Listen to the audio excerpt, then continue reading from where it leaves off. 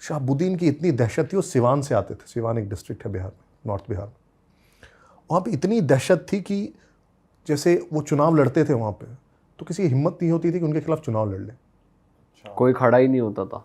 खड़े होते थे तो या तो मारे जाते थे, उनके घर पे गोलियां चल जाती थी। उस पूरे शहर में दूसरी पार्टी वाले कोई अपना ऑफिस नहीं खोलता था। किसी के भी घर पे और किसी पार्टी का झंडा नहीं हो सकता है। और दुकान वाले शहाबुद्दीन की फोटो लगाते थे अपनी दुकानों में। ये तो नॉर्थ कोरिया बना लिया उन्होंने। तो ये बाकायदा नोटिस करते थे सारी चीज की ये लोग कर रहे हैं कि भाई हमारे पोस्टर लगाएं, ये कर रहे हैं। उससे कभी गए, और लोग भी ना अति उत्साह में करते हैं। जैसे क्या होता है ना, आप भी दिखाना चाहते हो कि भैया हम आपके बड़े फॉलोअर हैं। तो जैसे आप मेरी दुकान में अचानक से पहुंच गए, मैं दिखा दिया ना, भैया आपकी तो फोटो लगा रखी है हमने, तो भी खुश हो गए कि ये तो हमारे फॉलोअर हैं। और उस व्यक्ति ने इतने मर्डर्स किए, बहुत फेमस कुछ कुछ उसमें मर्डर्स हुए। यहीं से जेएनयू से पढ़ के गए थे एक स्टूडेंट लीडर, चंद्रशेखर, चंदू उनको प्यार से बोलते थे। और वो सिवान जाके उन्होंने कहा कि वहाँ की राजनीति को मैं साफ करूँगा। और उन्होंने यहाँ करप्शन के खिलाफ आवाज़ उठाया, गुंडागर्दी के खिलाफ आवाज़ उठाई।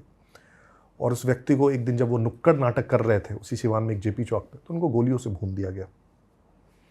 और वो बहुत बड़े छात्र नेता, जेएनयू के आप समझ लीजिए स्टूडेंट लीडर थे।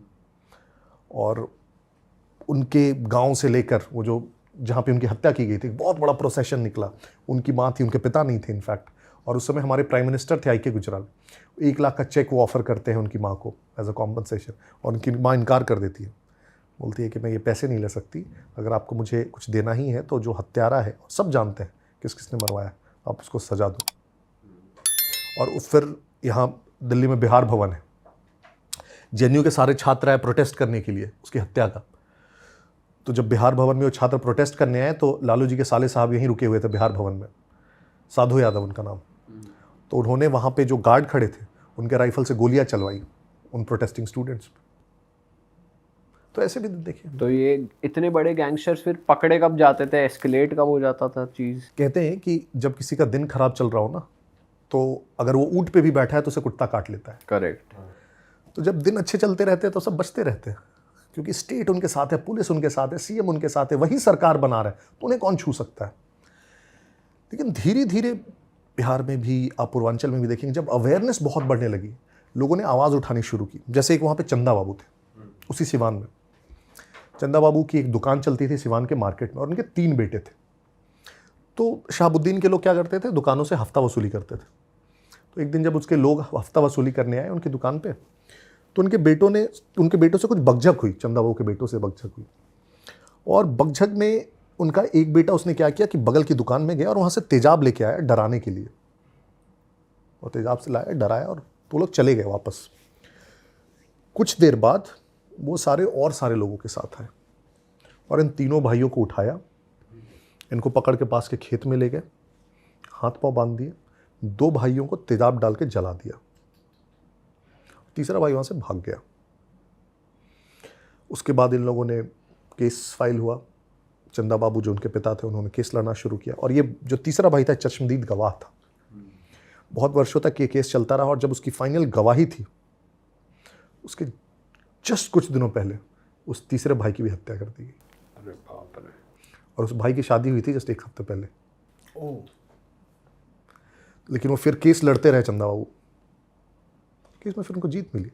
और फिर बहुत सारे ऐसे केसेस में, क्योंकि क्या होता है, जब आप इतने पावरफुल हो जाते हो ना, तो आपको लगता है कोई कुछ कर ही नहीं सकता। तो आप 1 क्राइम करते हो, 2 करते हो, 4 करते हो, 50। जैसे अतीक अहमद का क्या था, 150 केस चल रहे हैं उसके ऊपर।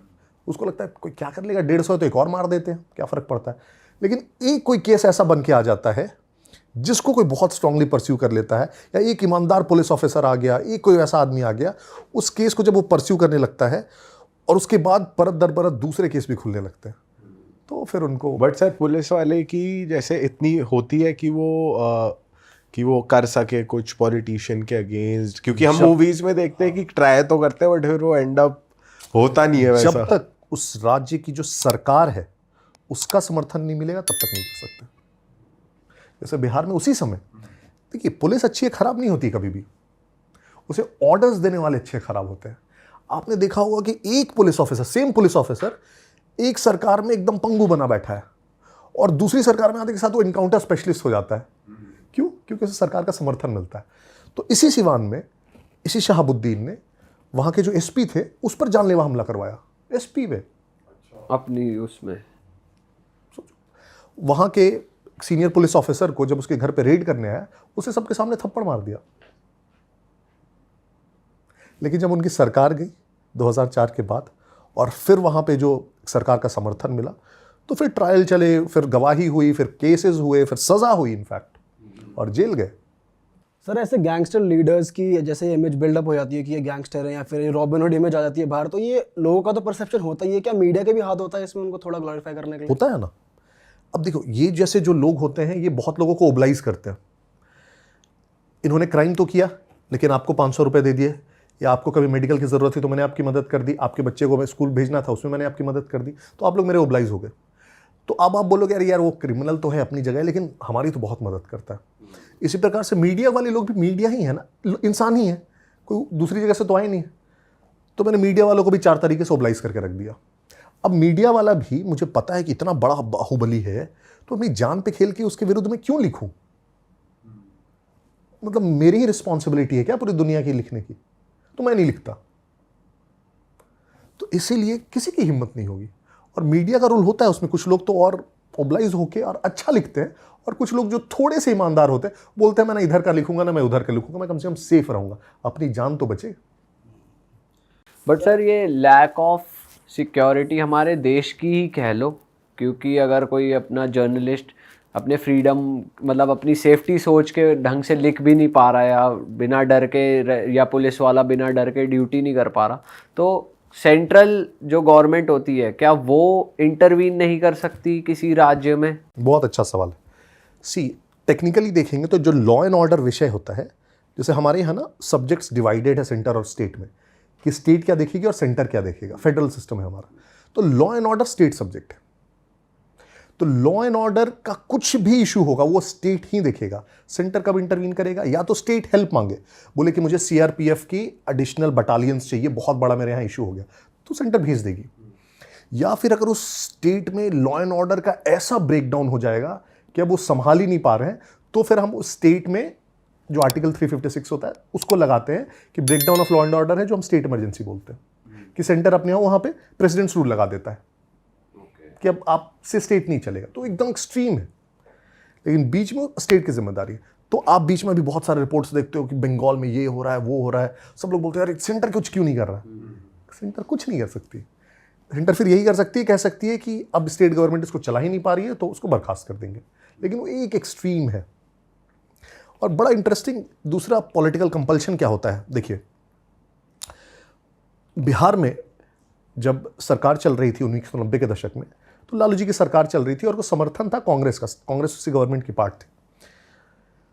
तो ऐसे ही बिहार में ना मैसेकर्स होते थे, बहुत ज़्यादा मैसेकर्स होते थे, मतलब उसमें नरसंहार में कास्ट के आर्मीज थे अपने अपने, रात में 500 लोगों ने गांव को घेर लिया, उसके जितने मर्द थे सबको बाहर निकाले और सबको मार डाला।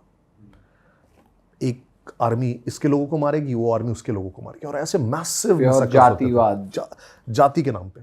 अरे वाह, आपने ये वीडियो यहाँ तक देख ली भाई, तुमने हमारी मेहनत सफल कर दिया, तुम ही लोग हो असली रियल हिट।